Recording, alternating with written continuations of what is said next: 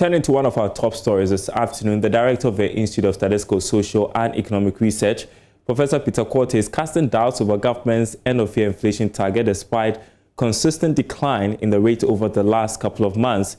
Inflation declined marginally to reach 10.4% in September, largely influenced by food prices. Now, this has caused many to believe that government is likely to meet its target of 8.5%, but Professor Quartey tells Joy Business the target cannot be met. He joins us with more analysis on this. Thanks for your time this afternoon, Prof. So, why do you think the target would not be met for this year? Well, it's my belief that the government would miss this target narrowly for two reasons. In the last quarter, there is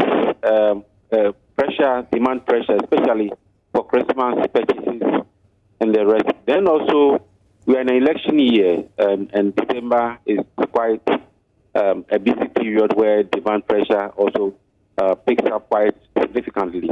So based on these two, I don't expect this target to be met. It would have been worse, but for COVID, so some real or some incomes have been lost. People have lost their jobs.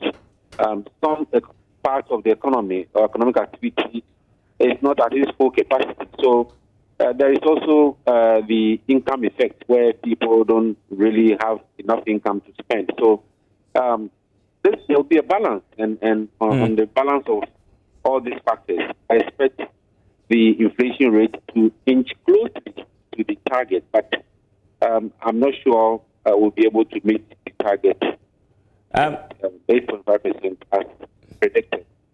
I want to ask you what, by your own projections, what you think the target would likely be by the end of the year. But I want to run you through what the IMF's forecast has been, which is 11.6%. And I want to know if this is achievable. Sorry, 11 for inflation? Yes, end of year inflation rate of 11.6%. Oh, yeah, that is certainly achievable. I expect something below that. Something in the range of 9 to 10.5%. I think that is achievable. However, it will come with a lot of work if we do not overspend, especially during this heavy campaign period, if there is not too much supply of money in the system. But the good news is that I think agriculture, food inflation has not been very rapid or significant like it used to be. I think our food production has helped because of COVID and the closure of the borders. We have learned to produce more of what we consume. So on the balance of all of this, I expect us to be in the range of 9 to 10.5%. Right. And aside from checking overspending, what else can government really do to ensure that, we get a favorable rate at the end of the year? Well, the issue about growing the economy, we've seen food production increase. We've seen some support to households, also the electricity and water tariff, for instance. So if this is maintained, at least if electricity prices are not increased or fuel prices are not increased astronomically, then it's very likely we might also meet the target.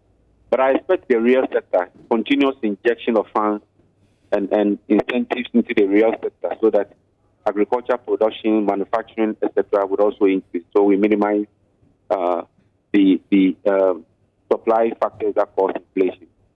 And Prof, I want to run by you another story we are airing today, which has to do with the IMF pushing for some tax increases to help contain the rising debt stock and support government's quest to reduce dependency on aid. When it comes to increase in taxes, not so many people want to hear about that. What do you think the IMF's thinking is right now? And is it advice we should heed? Well, in times of this, in times of recession, in times of pandemic, I don't think tax increases is the option to go. I am yet to see any country announce tax increases in this COVID era.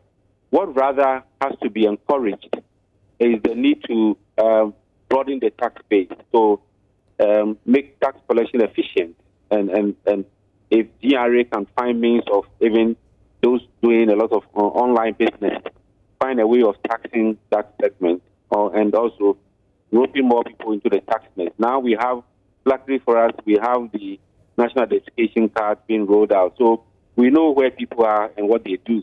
We can broaden the tax base, not the tax rate. I don't support this idea of increasing taxes in a pandemic, in a recession.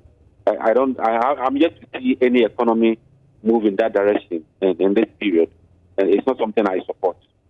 Very well said. We are in difficult times, and I'm not too sure people want to hear about tax increases. Thanks very much for your time this afternoon, Professor Peter Quartey, an economist there, sharing some perspective on some of the stories we are running this afternoon on the marketplace.